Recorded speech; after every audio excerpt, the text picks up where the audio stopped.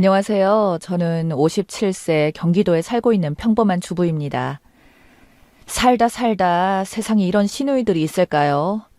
늘 사사건건 간섭에 험담은 기본이고 전 시누이들의 항상 씹히는 대화거리였나 봅니다. 지금 시누이들을 생각하면 아직도 피가 거꾸로 솟습니다. 하지만 처음에는 이런 줄도 모르고 시댁 때 가족과 가족이 된다는 마음에 너무나 좋았습니다. 외롭게 남매로 자랐던 저는 언니들이 생기는 것 같아 설렜는데 제 마음과 달리 그들의 마음은 달라도 너무나도 달랐습니다. 시댁 가족 구성원은 홀어머니와 7명의 시누이랑 그리고 남편이었습니다. 사실 예전에는 대를 이어야 한다는 것 때문에 아들 낳으려고 딸들을 계속 낳다가 마지막으로 아들을 낳는 경우가 많았다고 들었는데 딱 저희 시댁이 그런 집이었죠. 아버지께서는 술을 워낙 좋아하셨는데 안타깝게도 술 때문에 간암으로 남편이 어렸을 때 돌아가시고 어머니께서 어린 자식들을 혼자서 키우셨다고 하네요. 그래서 어머니가 자식들을 위해 아버님의 몫까지 일을 해야 해서 너무 어렸던 남편을 보살피는 일은 누나들의 몫이었다고 해요. 누나들이 남편을 번갈아 가면서 애지중지 키우셨다고 들었는데 그건 그거고 거기까지 였어야만 했습니다. 이제부터 신우들과의 사건을 얘기해 보겠습니다. 결혼 전에는 저를 그렇게 예쁘다고 하시더니 결혼하고 나니까 하루아침에 돌변을 하시더군요. 이유도 없이 시누이들은 저를 싫어하더라고요. 무슨 오해가 있겠지 하고 마음을 다해서 잘하면 그렇지 않겠지 하는 마음에 정말 많이 노력하면서 예쁨 받으려고 최선을 다했습니다. 그런데 시누이들은 변함도 없이 남편과 살면 살수록 도를 넘더군요. 특히 큰 시누이가 정말 어처구니 없이 도를 넘는 행동을 하니까 저도 인간인지라 큰 시누가 점점 미워지더군요. 결혼 전에 친구가 시누 많아서 힘들 거라고 했는데 그 말을 피부로 느끼면서 지내고 있었어요. 친구는 저에게 결혼 한 번 더 생각해봐야 되는 거 아니야? 우리 시누들은 그런 사람들과 달라. 네가 살아보지 않고 어떻게 장담을 하나. 다들 힘들다고 하던데. 지금도 많이 예뻐해 주시는데 설마 결혼했다고 미워하겠어? 힘들 때 바보같이 징징 울지 말고. 농담인지 아닌지 진지하게 말했던 친구의 말이 이제는 왜 그렇게 말을 했는지 겪어보니까 절실히 느끼고 알겠더라고요. 시누이들이 저보다 더 나이가 많고 한 명만 저보다 어려서 큰 문제가 될 거라고 생각 안 했습니다. 그때 제가 어려서일까요?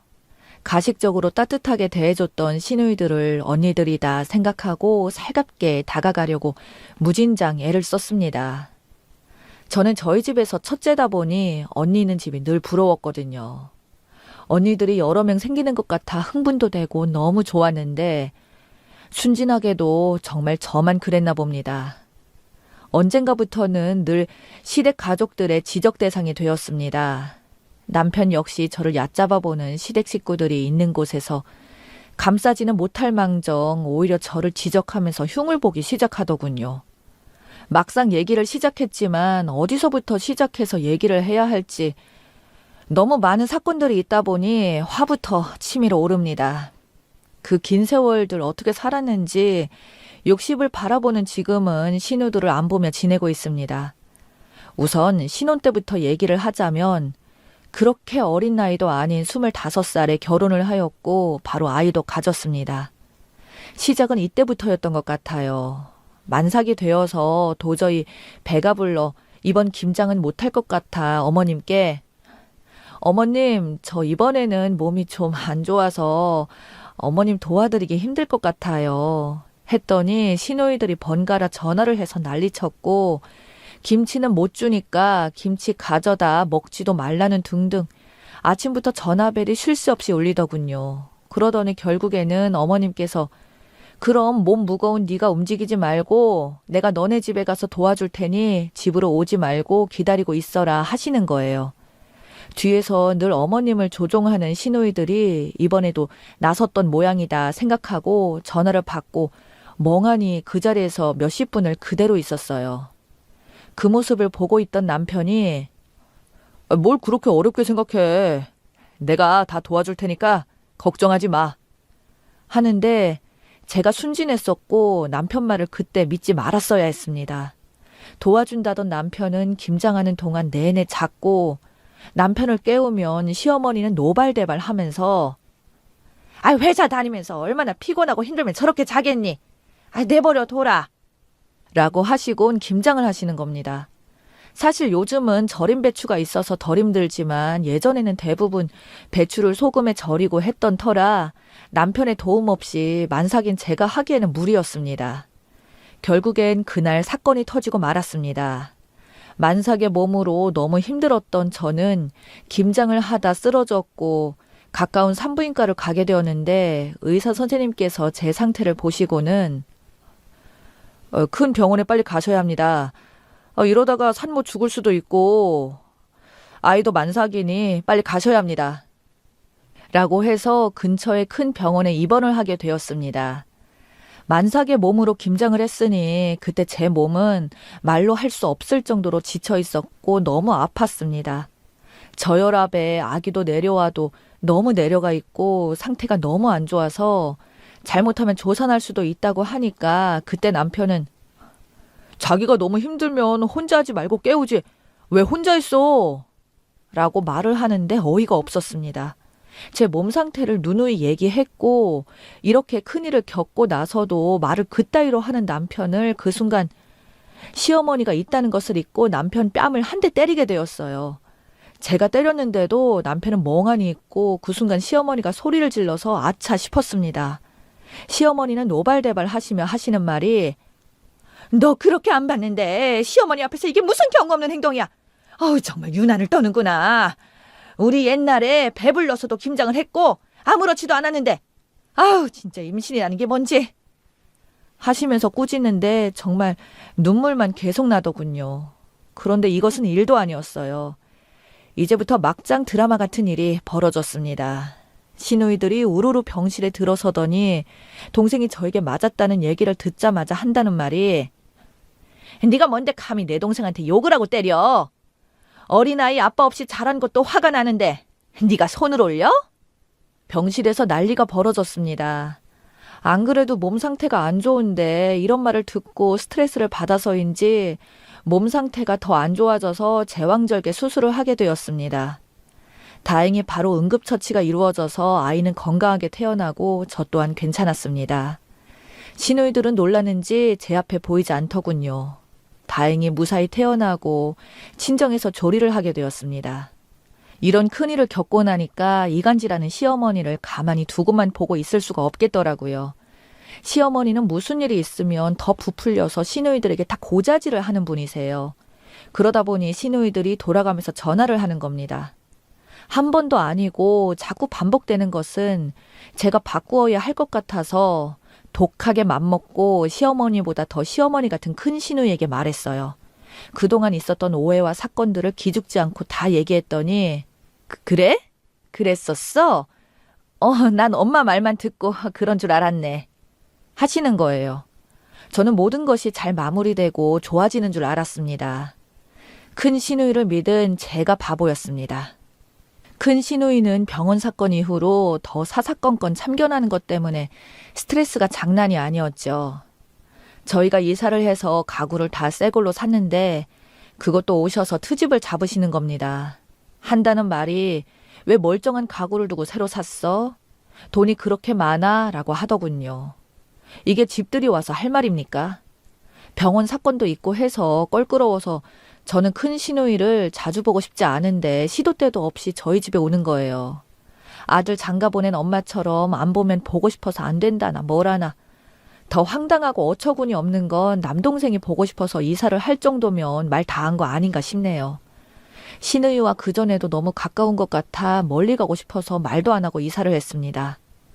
그런데 한 달이 지나 시누이가 이사를 근처도 아닌 같은 아파트로 이사를 온 겁니다. 그때부터 시누이의 시집살이가 시작되었어요. 시누이는 시도 때도 없이 급한 일이 있다면서 올케, 내가 오늘 모임이 있어서 애 아빠랑 애들 보낼게.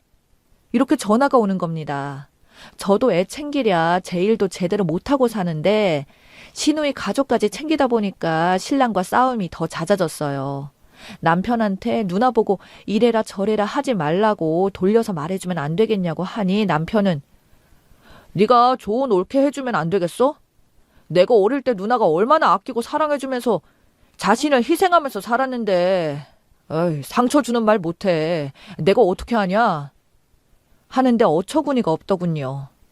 그래서 신랑에게 그럼 누나 가정 챙기는 거 자기가 하던가. 왜 자꾸 내가 챙기게 하고 자기네 나가는데. 너무한 거 아니야? 결국 그날도 시누이의 일로 둘이서 싸우고 살림을 부수고 난리가 났어요. 늘 우리만 힘들었던 것 같아요. 예전 일도 있고 해서 시어머니랑 거리감 생긴 것 때문에 잘 지내보려고 했는데 시누이는 제가 큰 잘못을 해서 이러고 사는 줄 알고 있는 것 같았어요. 이렇게 살다가는 가정도 깨지고 애도 힘들 것 같아서 용기 내어 시누이를 집으로 불렀습니다. 그리고 얘기를 했죠. 형님, 죄송한 말이지만 저는 충분히 할 만큼 했다고 봐요.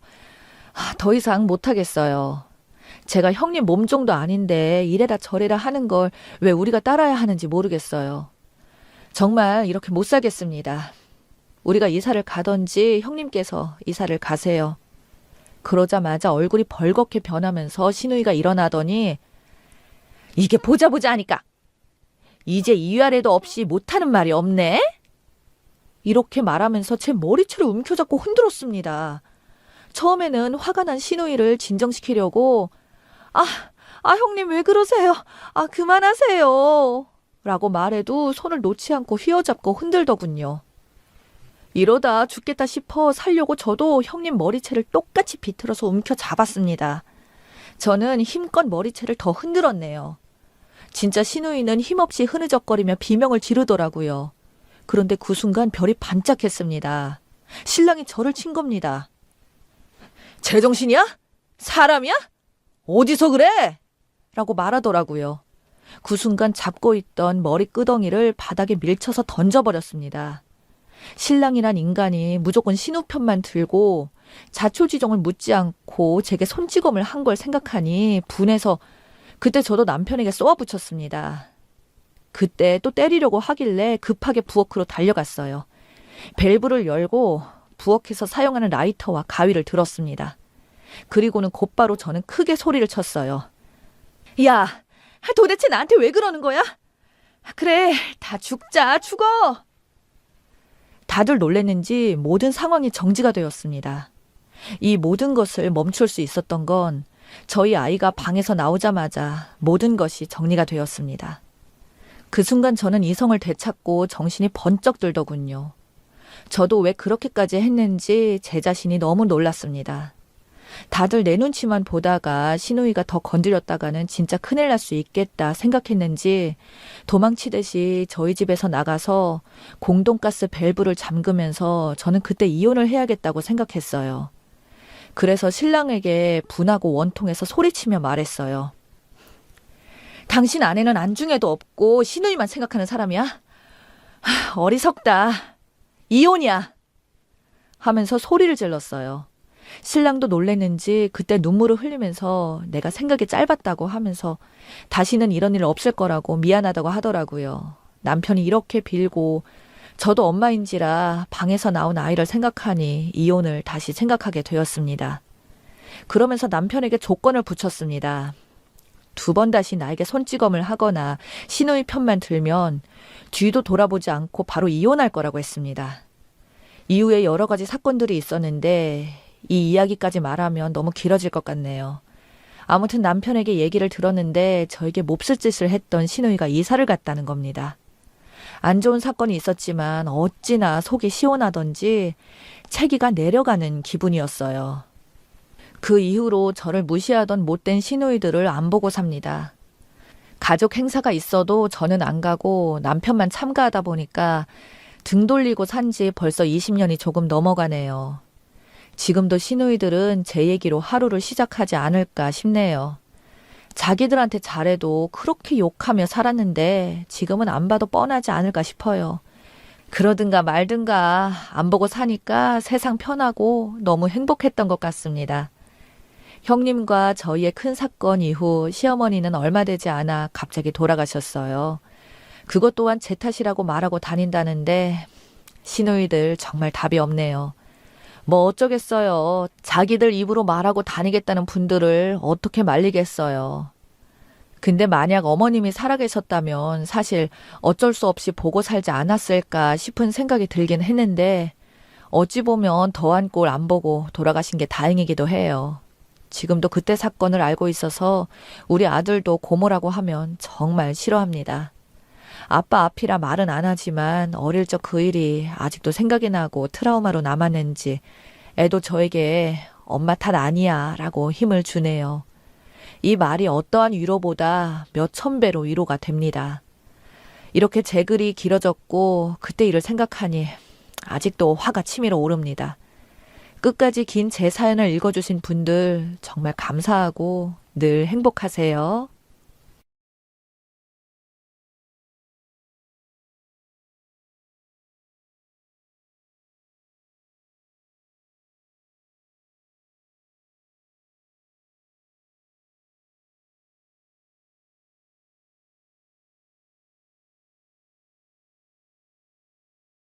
안녕하세요.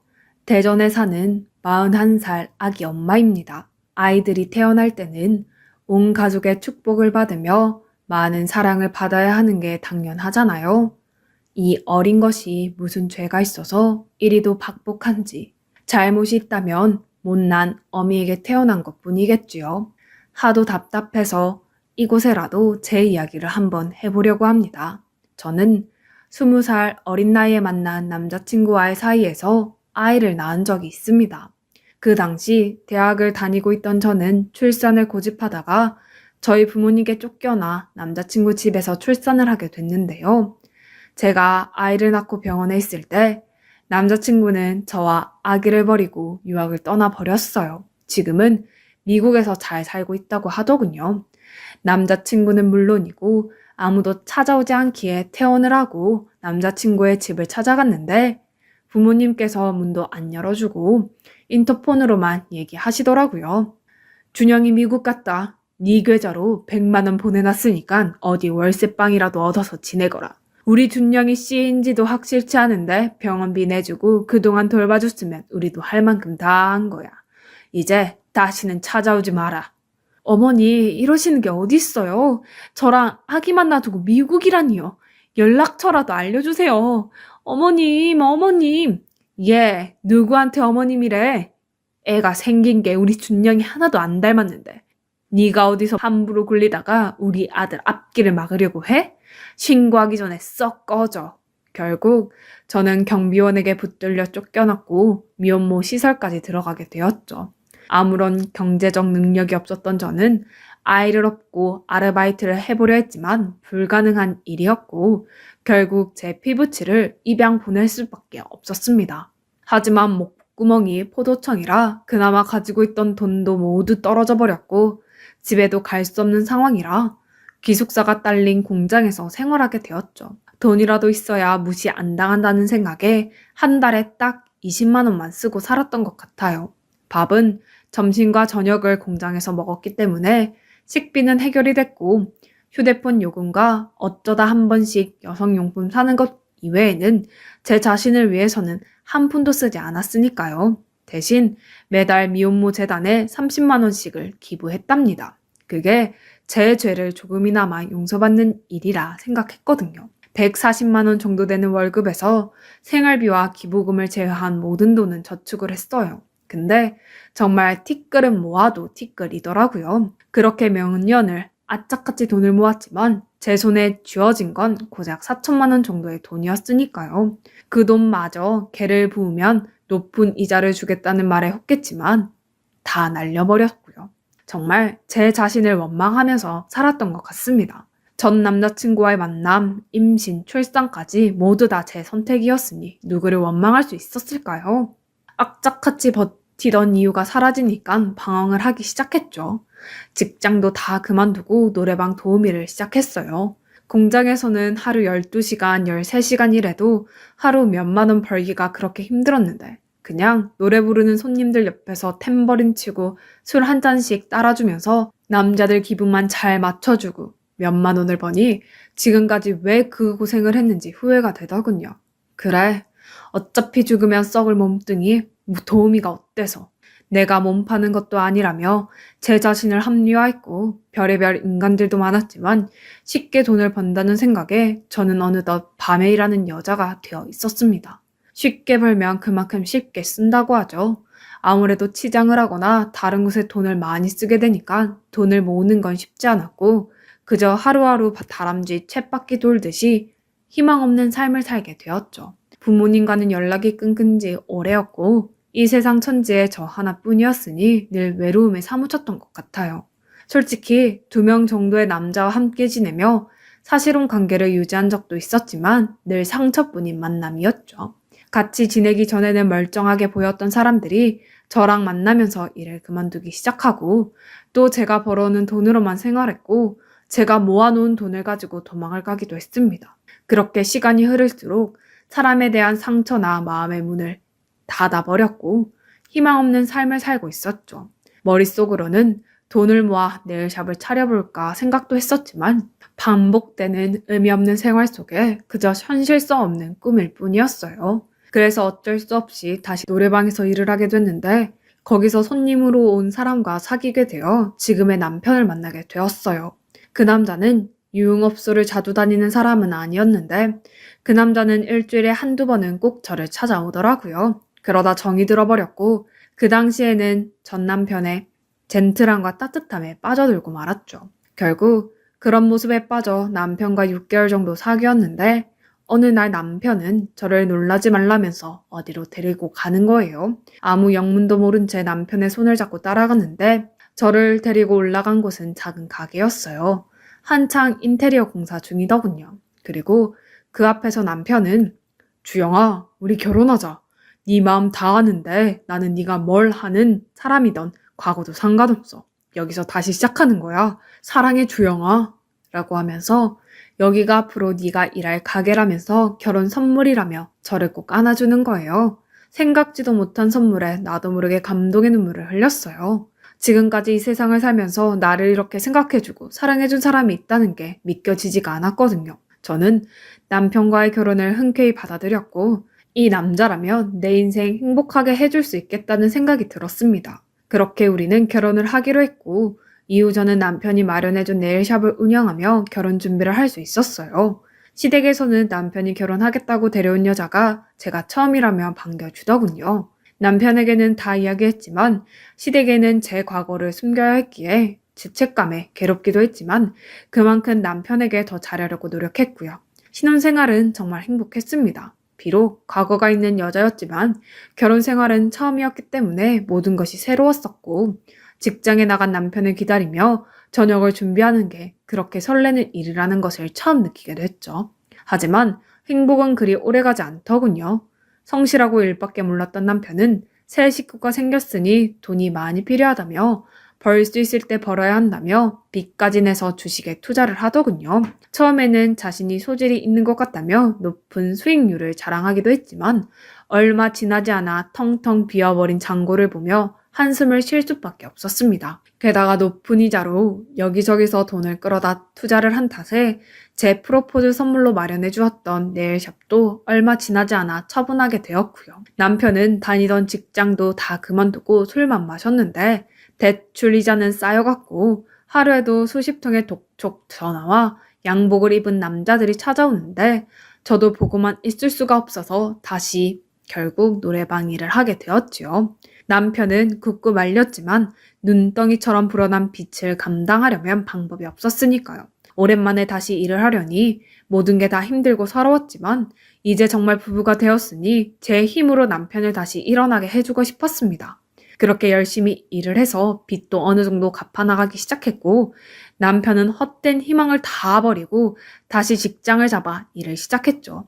그러다가 제가 임신을 하게 된 거예요. 계획을 한 것도 아니었고 술도 조금씩 마셨던 터라 걱정이 컸지만 남편과 시부모님이 정말 기뻐해 주시니까 이 아이가 앞으로 행복의 시발점이 될 거라고 생각했죠. 빚도 어느 정도 갚았고 남편도 다시 안정을 찾은 상태였기 때문에 시댁에 들어가 출산 준비를 하기로 했어요. 살던 전셋집을 빼서 남은 빚도 다 갚았고요. 시부모님은 저에게 참 잘 해주셨습니다. 제 부모님이 다 돌아가신 걸로 알고 계셨기 때문에 정말 아이처럼 챙겨주시는데 두 분을 속이고 있다는 죄책감에 너무나 죄송하긴 했지만 이미 엎질러진 물이었으니 앞으로라도 잘 살 생각만 하고 있었어요.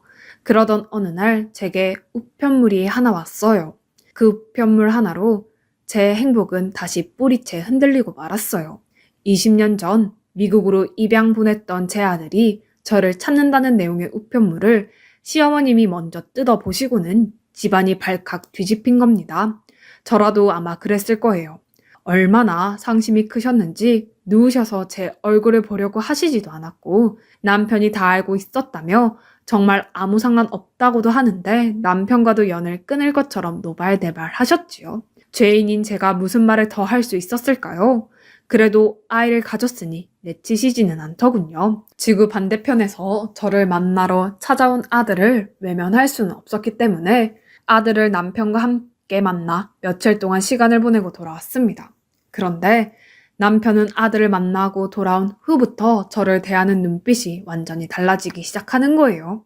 말로만 듣고 눈으로는 보지 못했던 아들의 모습을 본 탓인지 예전에는 하지도 않던 제 과거 이야기를 들먹였죠. 그런 것까지는 아무래도 다 참을 수 있었습니다. 제 과거는 없어지는 게 아니니까요. 하지만 문제는 뱃속의 아이조차 살갑게 대하지 않는다는 거였죠. 매일 밤 아이 심장 소리를 듣는다며 종이컵 전화기 같은 걸 제 배에다 대고 잠이 들던 그 사람이 이제는 부른 저의 배를 보고도 인상을 확 쓰며 지나가 버렸고 배 때문에 잠에 잘 들지도 못하고 화장실 가느라 자주 깨는 저에게 진짜 겁나게 움직이네. 내일 나 출근해야 하잖아. 조심 좀 하라고 라며 버럭 윽박을 지르기도 했습니다. 너무나도 확연히 달라진 모습에 매일 눈물로 밤을 지새웠지만 아이가 태어나면 달라지겠지 하는 생각으로 견뎠었죠. 하루는 남편이 술에 취해 들어왔는데 옷에서 향수 냄새가 진동을 하고 정말 기가 막혀서 따져 물었어요. 당신 이게 뭐야? 밖에서 대체 무슨 짓을 하고 다니는 거야? 뭐긴 뭐야. 나도 밖에서 스트레스 좀 풀었다. 왜?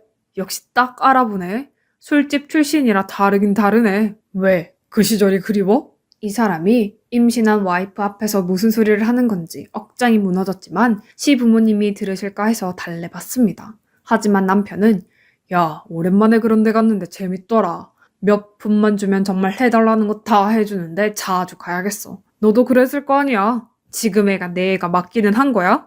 내가 좋아서 이랬어? 당신 빚 갚으려고 일한 거잖아. 당신이 제일 잘 알잖아. 아무리 말려도 듣지 않았고 계속 소리를 쳐서 시부모님까지 달려오더군요. 술에 취한 남편은 시부모님에게 제 과거를 모조리 다 말해버렸고 저는 무거운 몸을 이끌고 집을 나와 친구네 집으로 갈 수밖에 없었어요. 무엇보다 저를 가장 이해해주고 제 과거까지 사랑해주었던 남편에게 그런 소리를 들으니 더 이상은 살고 싶지도 않더군요. 시부모님을 다시 뵐 자신도 없었고요. 며칠 후 저를 찾아온 남편의 손에 이끌려 시댁에 다시 들어가긴 했지만 다정했던 시어머님은 저를 사람 취급도 안 하셨고요. 어느 날 몸이 너무 무거워 낮잠을 자고 있었는데 무언가 따끔한 느낌이 들어 눈을 떠보니 눈앞에 어머님이 계시더군요. 무슨 상황인가 싶어서 어머님 손을 보는데 주사기가 들려있더군요. 너무 놀라서 뒷걸음질을 치니까 어머님은 내가 잊으려고 해봐도 도저히 안 되겠다. 우리 아들 씨인지 아니면 다른 놈 씨인지 어떻게 알겠니? 피만 검사해준다고 하더라. 얼른 팔 내밀어봐. 그 모습을 보니 분노를 넘어 공포가 느껴지더라고요. 차라리 억울함을 풀었으면 좋을 것 같았습니다. 그런데 알아보니 우리나라는 그런 검사 자체가 불법이더군요. 미안하게 됐다면서도 의심의 눈초리를 감추지 못하는 시어머니를 보면서 정말 하염없이 울었습니다. 남편에게 말을 했더니 그래? 그게 불법이래?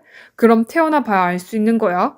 만약 애가 태어나서 내 시간이면 당신은 이혼 사기로 고소해서 콩밥 먹게 해줄 거고 짐승보다 더한 취급을 해줄 테니 명심해. 알겠어? 어디 술집 여자 데리고 먹여주고 살아줬더니 하여튼 사람 근본은 어디 안 간다니까 재수가 없을라니까.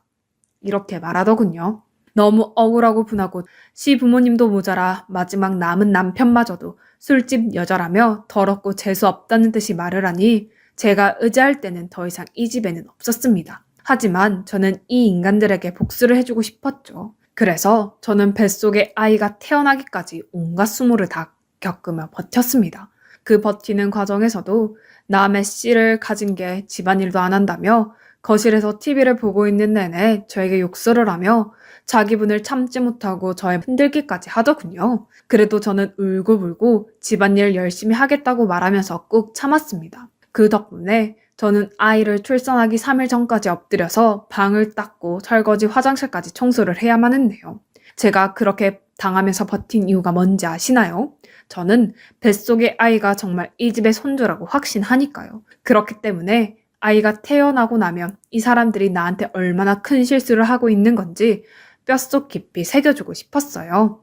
그래서 저는 복수를 위해서 이 집 사람들이 저에게 막말하고 폭행을 하고 몹쓸 짓을 할 때마다 녹음을 했고요. 거실에 소형 카메라도 설치를 했답니다. 그리고 몰래 병원 가서 진단서도 챙겨두었고요. 그래서 저는 그 사람들이 저에게 한 만행들을 하나하나 모을 수 있었어요. 그렇게 저는 이를 갈며 뱃속에 아이가 태어날 날만 손꼽아 기다렸답니다. 그리고 마침내 저는 출산을 했어요. 귀엽고 사랑스러운 아들이었죠. 뱃속에만 있다가 세상에 나온 아들을 보니 흐르는 눈물을 주체할 수 없더군요. 지금 내가 안고 있는 아이는 시댁의 모든 핍박과 폭행을 당하면서도 꿋꿋이 태어난 아이라는 생각을 하니 너무 고맙고 가여웠습니다. 저는 다시 한번 건강하게 태어난 내 아들에게 꼭 복수해주겠다며 오열하며 안아주었습니다. 그리고 얼마 후 시댁 식구들이 궁시렁궁시렁 거리면서 오더군요. 얘 이제 어쩔 거냐? 드디어 아이가 태어났는데 바로 유전자 검사부터 해보자꾸나. 만약에 검사에서 우리 집안 씨가 아닐 때는 너 각오해야 될 거야. 네 인생 쪽박차게 해줄 거라고. 이렇게 말하면서 저를 험악하게 바라보며 죽일 듯이 말을 하더군요. 참 대단하더라고요. 아무리 그래도 이제 막 출산을 한 며느리에게 고생했다는 말은커녕 각오하라는 소리를 들으니 정말 저 사람들은 사람이 아니라는 걸 다시 한번 느낄 수 있었습니다. 그리고 바로 유전자 검사를 하게 되었죠. 남편과의 유전자가 맞는지 안 맞는지 확인하는 절차를 진행했어요. 그리고 드디어 검사를 의뢰한 지 3일 후에 결과를 통보받을 수 있었습니다. 시댁 식구들은 숨 죽여가며 검사 결과지를 열어보더군요. 그리고 결과는 남편과 99.999% 일치. 네, 맞습니다. 지금 태어난 아이는 남편의 아이가 분명하다는 사실이라는 결과가 나온 거예요. 그때부터 시댁 식구들은 제 얼굴을 제대로 쳐다보지도 않더군요.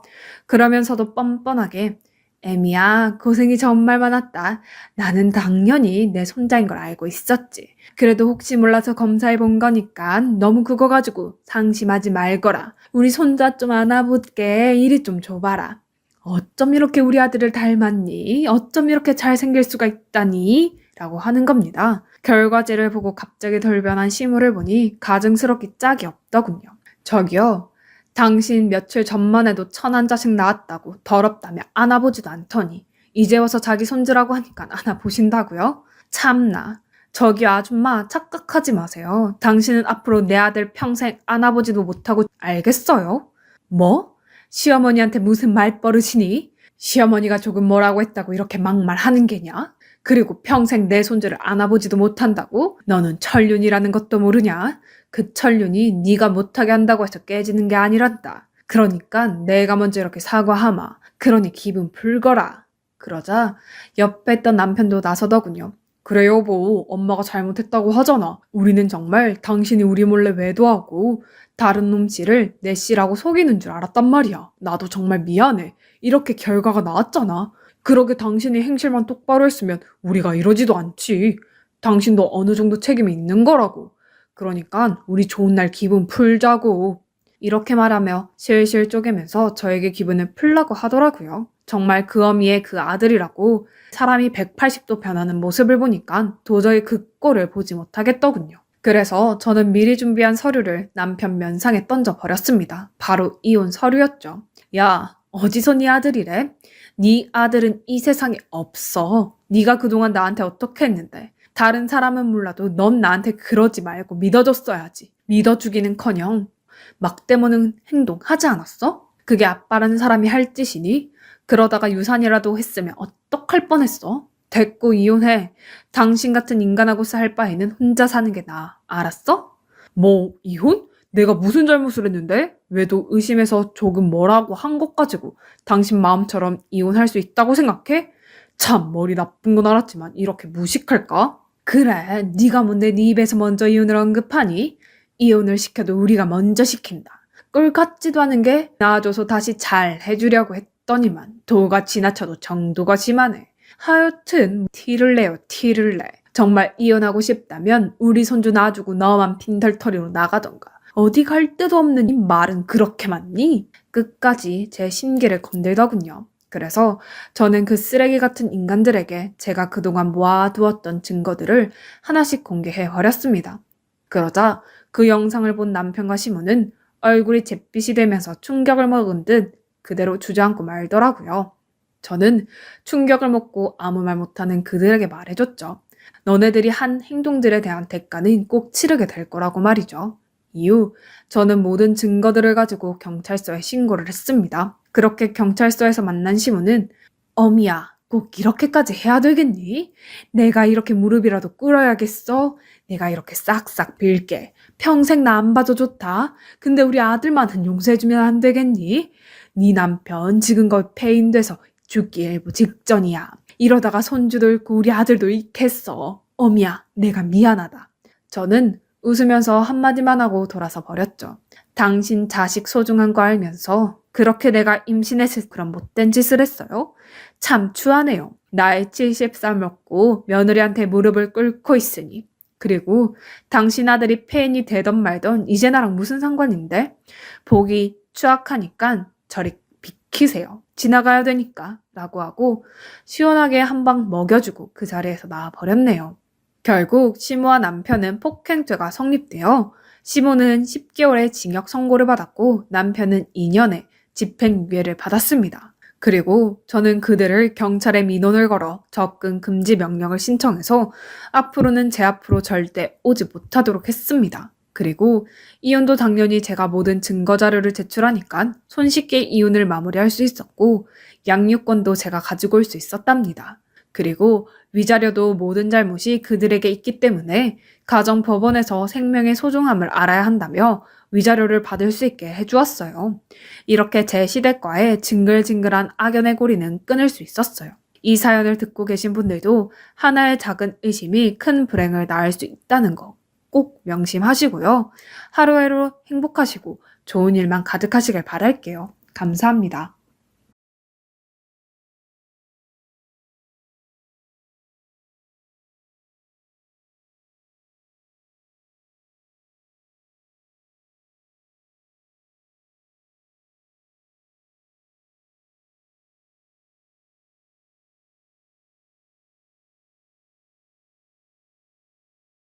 저는 제 결정에 후회가 없는데 주변에서 왈가왈부 말이 많네요.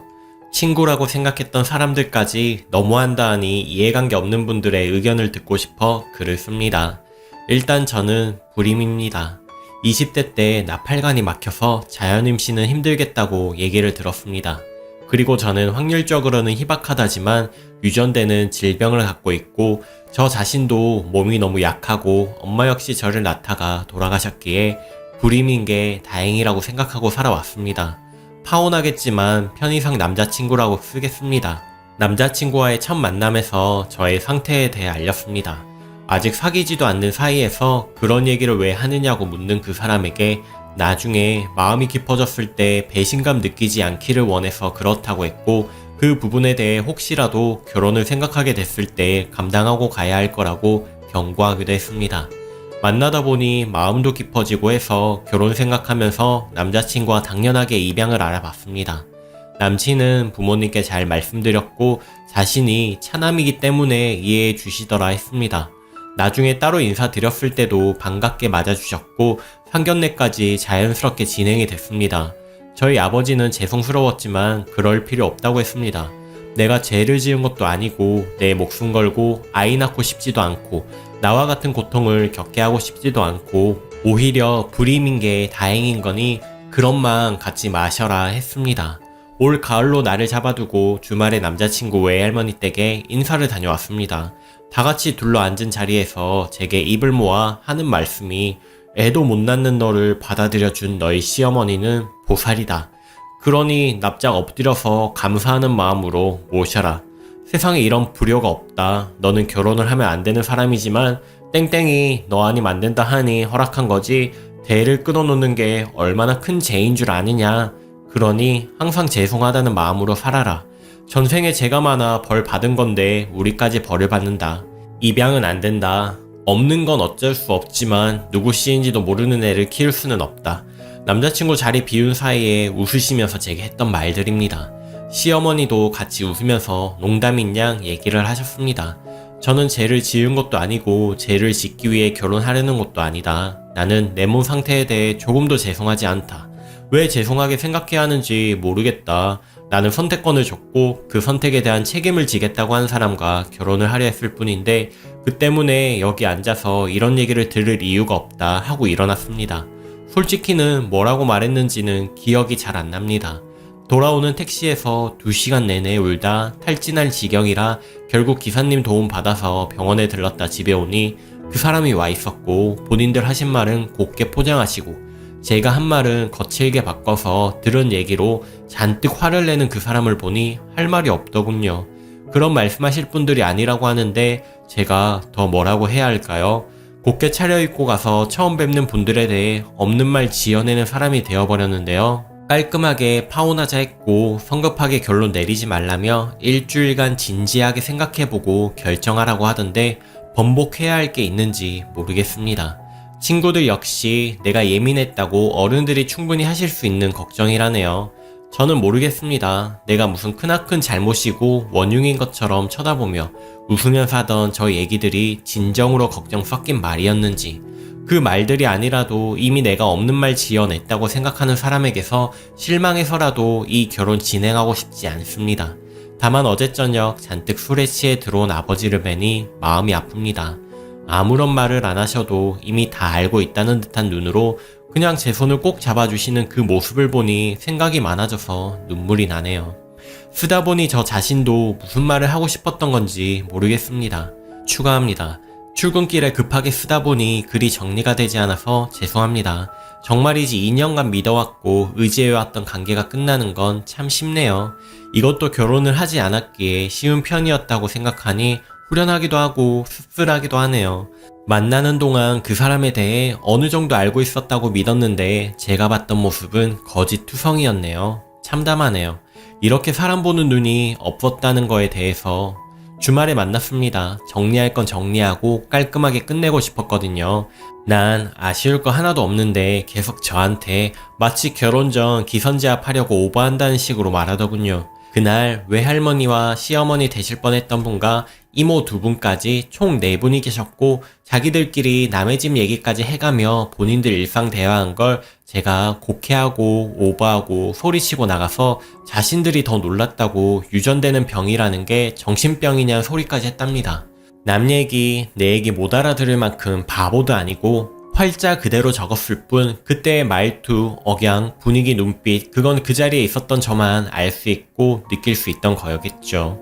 다른 사람 얘기였다는데 왜 굳이 나를 훌깃거리면서 요즘 애들 험하게 놀고 다녀서 문제 많다던데 쟤도 혹시 그런 거 아닐까 라는 말에 깔깔 웃으며 나 아는 사람 동생이 산부인과 의사야. 데리고 가면 바로 확인할 수 있어 라고 답하더니 날 쳐다보며 넌 그런 거 아니지 병원 같이 갈 수 있지 라며 자기들끼리 웃고 세상에 어느 누가 친정 근처로 집을 얻냐고 답답하다 정말 이라는 말에 엄마가 없으니 보고 배운 게 없어 그렇지 라고 답하던 이모들 말에 시어머니 될 뻔한 사람 한다는 말이 아유 네가 그렇다는 게 아니라 당연히 시댁 근처로 얻어야 된다는 걸 몰랐을 수도 있지 몰랐던 걸 어째 그래도 이제라도 알았으면 됐지 하시고 언니 같은 시어머니가 세상에 어디 있어 나 같은 우리 혼인지 윤인지 사람 이름 말하며 우리 누구가 그런 여자 데리고 왔으면 소금을 갖다 뿌렸을 텐데 라는 말에 네 외할머니가 나한테 손가락질하며 너 나중에 나 시어머니한테 좋은 시어머니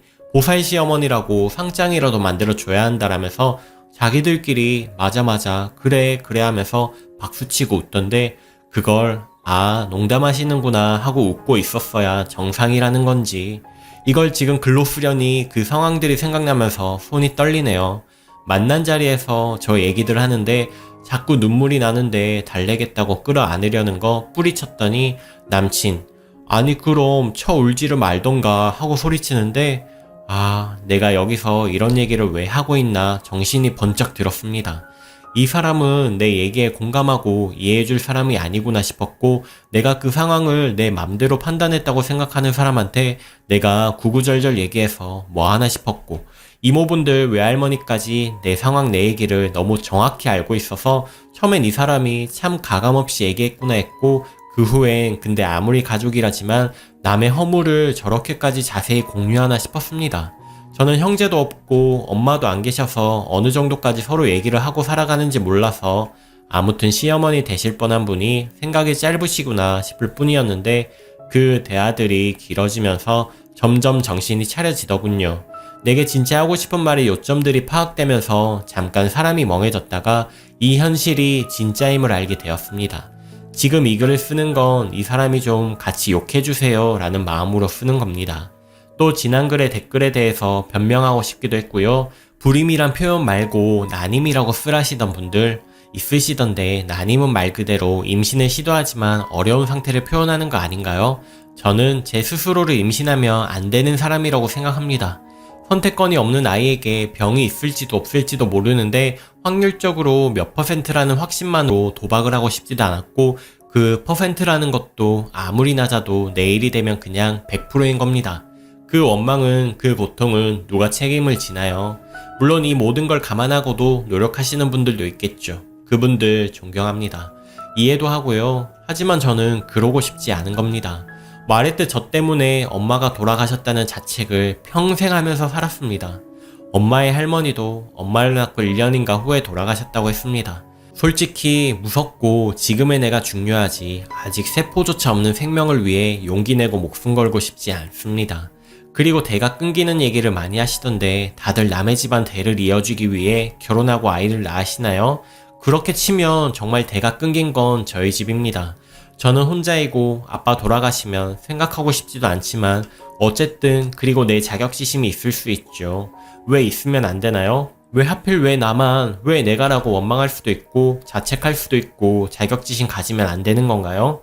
그리고 제가 미안해하고 고마워해야 한다면 그건 나를 선택해서 아이를 가져보지 못할 배우자에게 들어야 하는 감정이지 그 부모님께 무조건적으로 가져야만 하는 감정은 아니라고 생각합니다.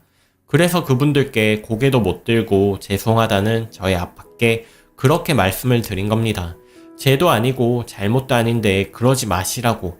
그리고 설령 무조건 그런 마음이 들어야만 하는 거라고 해도 그에 대한 표현이 납작 엎드리라니 그리고 몇 번이고 만나뵀던 자리에서 충분히 저를 이해하고 좋아해 주신다는 느낌을 받았기에 저도 감사한 마음 충분하게 전했다고 생각했고 앞으로 더 잘해드려야지 하고 생각했던 건데 제 입장에서는 이제 와서 왜라는 생각밖에 안 드는 것도 사실입니다.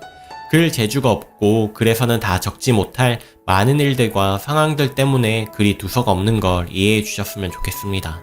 주말에 그 사람과 어찌됐든 나름 깔끔하게 끝냈고 어제 예식장을 포함한 각종 예약 상황들을 취소하면서 알게 된 것들에 대해 지금 이 글을 읽고 있을 그 사람에게 말하고 싶기도 하고요. 오빠, 나한테 후회할 짓 하지 말라고 했지? 다 나 잘되라고 생각해서 해주는 소리인데 순간 기분에 팩 하고 돌아서서 후회해도 내게 다시 안 잡혀줄 거라고 했지. 그 말 꼭 지켰으면 좋겠다. 후회할 짓 하지 않기 위해 이거 쓰는 거야. 마음이 흔들리지는 않겠지만 오빠 구질구질한 모습 보게 될까봐 차단해뒀거든. 언젠가 내가 오빠한테 그랬었지. 난 오빠가 허세가 없어서 좋다고. 남자들 차로 시계로 신발로 허세 부리고 있는 척 하는 거 질색이라고. 친구들이 오빠 그 나이에 국산 소형차 몬다고 뭐라 해도 난 그걸 당당히 하는 오빠가 좋았어. 사람 다 자기 형편에 사는 거라고. 내가 무리해서 좋은 차 타고 좋은 옷 입고 뒤에서 허덕이기보다는 내 형편에 맞는 차림새로 살면서 나답게 사는 게 좋은 거라고. 다시 돌아봐도 나는 오빠 그런 모습이 좋았어. 지금 아끼고 노력해서 몇 주 후, 몇 달 후, 몇 년 후에 목표를 세워두고 행동하는 그 모습이 나랑은 달라서 너무 좋았어. 나도 알게 모르게 허영심 있고 부풀리던 걸 좋아했었는데 오빠 보면서 반성하고 바뀌려고 했었어. 근데 가맹점 매니저인 줄 알고 대시에서 만나다 보니 내가 딸인 거 알았을 때 오빠 그랬지? 유나야, 아니라고. 하지만 사람들한테는 급이라는 게 알게 모르게 정해져 있고 아파트로 치자면 몇몇을 제외하고는 자신이 올라갈 수 있는 최대의 층수가 정해져 있는 거나 다름없는데 너랑 나랑은 시작하는 층수부터가 다르다고. 오르는 건 쉽지만 내려가는 건 쉽지 않다고 부담스럽다고 헤어지자는 말에 울고불고 매달리던 나를 받아준 오빠한테 정말 너무 고마웠는데 나중엔 오빠가 나한테 그랬지. 소개팅을 한다고 해도 우리 주변에서 매칭조차 못해줄 정도로 급 차이가 나는데 날 받아줘서 고맙다는 말에 내가 오빠 좋아하고 오빠가 날 좋아하는데 급 같은 게 어디 있냐고 했었는데 아마도 그때쯤이었을 거야. 오빠가 결혼이라든지 미래라든지 입양이라든지 얘기를 자꾸 꺼내게 된 시점이. 우리는 곧 결혼할 사이니까 내 건 곧 오빠 거라는 생각이 있었는지 오빠는 내 카드를 쓰고 내 차를 타고 다니며 부대찌개 먹고 삼겹살 좋아하는 줄 알았는데 호텔 뷔페 좋아한다 했고 한복 입고 소고기 구워주는 식당 검색해서 다니고 해외여행 갔을 때 빼곤 딱히 호텔에서 묵어본 적이 없었는데 연휴고 생일이라 기분 낸다고 특급 호텔 가자 했을 때 난 그 정도로 비싼 줄은 몰랐었다. 진짜. 농담처럼 스시 먹으러 일본 갈까? 쇼핑하러 홍콩 갈까? 신혼여행을 프라이빗하게 즐기다 오자면서 무슨 연예인들 신혼여행지만 검색하고 있고 생일 선물 겸해서 브라이트닝, 브라이클링인가 무슨 시계 브랜드 얘기하면서 700, 800만원짜리가 있는데 얘기하길래 깜짝 놀랐더니 농담이라면서 친구가 그 시계는 못 사고 그 시계 짝퉁을 하고 다니길래 짝퉁 차고 다닐 바에는 안 차고 다닌다 싶어 농담한 거라고. 앞뒤 안 맞는 소리 할 땐 와인 때문인가 했었네. 아무튼 오빠네 형이 아들 하나 딸 있고 오빠네 부모님은 내가 그런 거 하나도 흠 아니라고 오히려 마음 아파하시고 안타까워 하셨다는 말 전해 듣고서는 나 그때 너무 감사해서 눈물이 났었는데 그거 아니었다며. 상견례 자리에서 우리 아빠가 너무 꼿꼿해서 꼴 보기 싫어하셨다며 흠 있는 자식 주면서 좀 굽실거릴 줄 알았는데 돈 좀 있다고 돈 자랑하면서 끼고 살려고 같은 단지 아파트 얻어준 걸 어이없어 하셨다며. 근데 오빠네 집에선 그 단지 급평수 아파트 전세라도 얻어주실 수 있었어? 아니 둘이 모은 돈 끼고 대출한다 해도 그 정도 대출 갚으려면 몇십 년을 갚아야 하는지는 알아? 그리고 아빠가 차 한 대 뽑아주실 것처럼 말하길래 기대했더니 고작 국산 중형차라서 실망했다며. 당연히 외제차 생각했었는데 그릇이 작다고 했다면서. 집도 내가 해가지고 집안도 내가 채우고 고작 국산 중형이지만 차까지 뽑아가는데 오빠네 집 냉장고 낡은 것까지 내가 신경 써야 했었나? 거실에 비해 TV가 너무 큰 걸 몰랐었냐며 센스가 없고 눈치도 없다 했다며.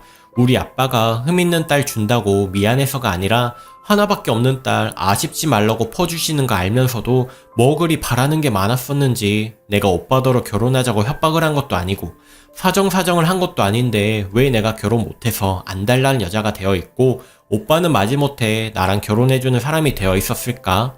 내가 애 못 낳는 걸 이해해달라고 빈 것도 아닌데 오빠가 무슨 성인 군자인 양 내 허물을 다 덮어주는 속 깊고 이해심 많은 사람이 되어 있을까?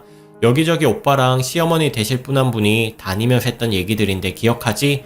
내가 취소하려고 여기저기 전화하고 찾아다니다 보니 다들 나한테 한마디씩 해주시더라. 시어머니 되실 뻔한 분이 하도 한복 노래를 불러서 미리 맞춰드린 건 취소는 안 되고 남은 결제 금액은 그쪽에서 받으시라고 상황 설명했더니 옷 맞출 때 이모님이랑 오셔서 어찌나 내 험담을 하는지 저런 취급받으면서 왜 결혼하려고 하나 싶으셨다더라. 가는 자리마다 내 카드로 우리 아빠 돈으로 결제하는 거면서 어찌나 재고 따지고 갑질 아닌 갑질을 하셨던 건지. 아마 그날 그 자리가 없었더라도 이런 걸 들었더라면 난 마음이 많이 흔들렸을 것 같아. 지금에서야 이런 얘기를 듣고 있으려니 그날 그 자리가 새삼 감사하고 내 결정에 박수를 쳐주고 싶어. 그날 정신없이 나오느라 놓고 온 내 스카프 그거 화가 나셔서 네 분 중에 누가 찢어버리셨다고 했지? 근데 난 왠지 그거 누가 하고 다닐 것 같아. 내가 식탁 의자에 벗어 놓을 때부터 만지작거리셨거든. 뭐 각종 위약금이나 이런 거 하나도 안 아까운데 그 스카프는 좀 아깝다. 한정판이었는데. 나를 그런 자리에 데려가줘서 고맙고 여기저기 내욕하고 다녀줘서 고마워. 오빠를 되게 원망하게 될 줄 알았는데 어제 오늘 생각보다 마음이 안 아프고 눈물도 안 나고 화는 조금 나지만 후련해서 스스로도 놀랐어. 그치만 그거와는 별개로 오빠가 욕을 좀 먹었으면 좋겠네. 나는 이제 오빠라는 사람한테 욕하기도 입 아파졌거든. 난 아빠만 생각하면 내가 결혼해서 행복하게 사는 게 효도라고 생각했거든. 근데 오빠 같은 사람이랑 결혼한다면 그것만큼 큰 불효가 없겠다는 생각이 들었어. 오빠 말처럼 나도 이제 어린 나이 아니야. 그치만 그래도 아직 충분히 다시 시작할 수 있는 나이고, 아니라도 뭐 어때? 오빠네 부모님 같은 시부모 만나서 우리 아빠 피땀 흘려서 모은 돈 퍼다 줄 바엔 그냥 그 돈으로 알콩달콩 펑펑 쓰면서 사는 게 오히려 낫다고 생각하니까. 하필 어버이날인데 이런 일들로 인해서 즐거워야 할 시간이 엉망이 돼버린 건 아쉽지만 더 크게 후회하지 않을 수 있게 해줘서 오빠네 부모님한테 감사하다고 전해줘. 참 이런 걸 적다 보니 제가 참 글재주가 없다는 생각이 드네요. 머릿속에 할 말은 너무 많고 운전하다가도 일하다가도 멍하니 할 말들이 머릿속에 막막 떠오르는데 막상 적으려고 앉으니 정리가 안 되네요. 횡설수설 두서없는 얘기 읽어주셔서 감사합니다.